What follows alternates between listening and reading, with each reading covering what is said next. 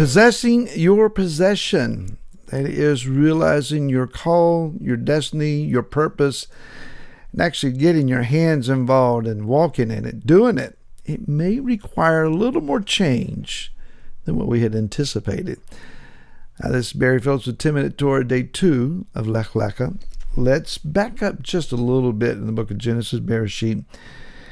Just prior to chapter 12, in chapter 11, it says that Yah found or called Avram from the land Ur Kasdim. And it mentions Ur Kasdim in verse 28. Haran died before his father Terach, who is Avram's father, in the land of his birth in Ur Kasdim. And then later it says that in verse 31 that Terach, Avram, and the company that they were with, they left Ur Kasdim to go to the land of Canaan. And they got as far as Haran, a place named after his son evidently, and he dwelt there, and then he died. Now, we don't know exactly the timetable of all that. We can guess. But it would seem that when Avram made his choice to leave Ur Kasdim, that his father Terach decided to come with him. Now, there's a little bit of a storyline pertaining to this in the Midrash, which is a rabbinical commentary on the Torah. Let's back up just a little bit and get a running start at this if we can. Kasdim, it is Hebrew for Chaldean.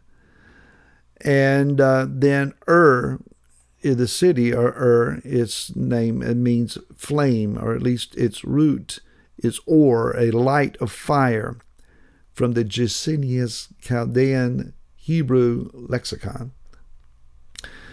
Lights or revelations, fire and flame.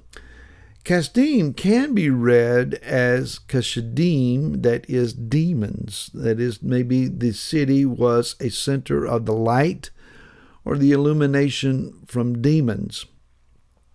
That's plausible, arguable.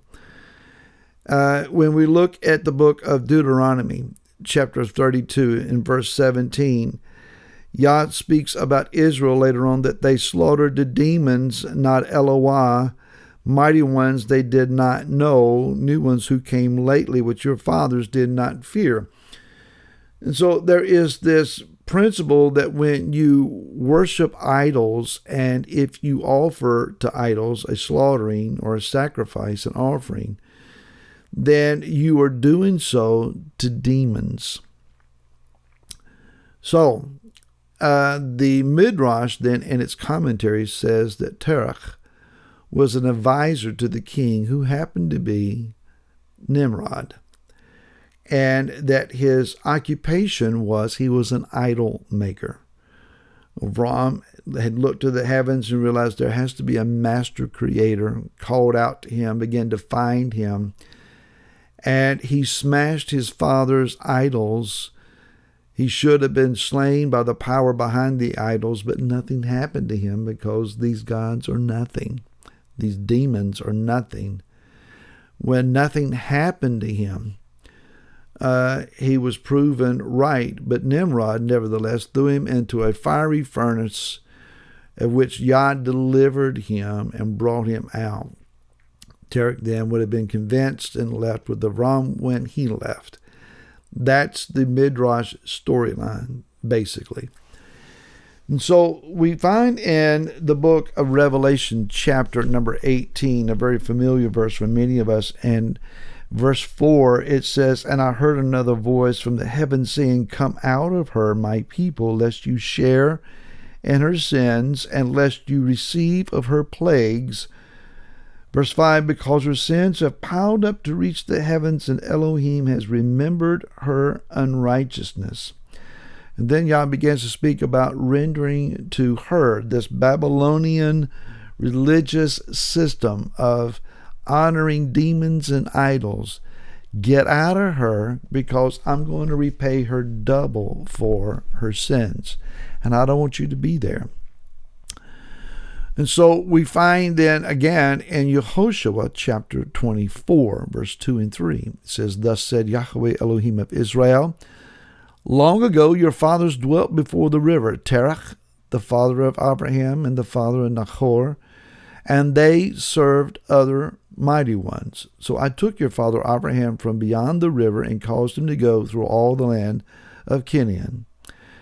So this journey that our father Abram, later to be called Abraham, went on, it required of him much more change than maybe he initially thought. We start out with this pre-planned understanding of how it is that we're going to move from one place to the other step by step, and we have these reasonable expectations, we assume. And Yah has in mind something a little more significant, something more symbolic, something more strategic, perhaps, than what we are anticipating. If I could have known when Laura and I first started in ministry, as I alluded to yesterday, all that would transpire over our lives, I may have said, after looking at your plan, I think I'll stick to my plan.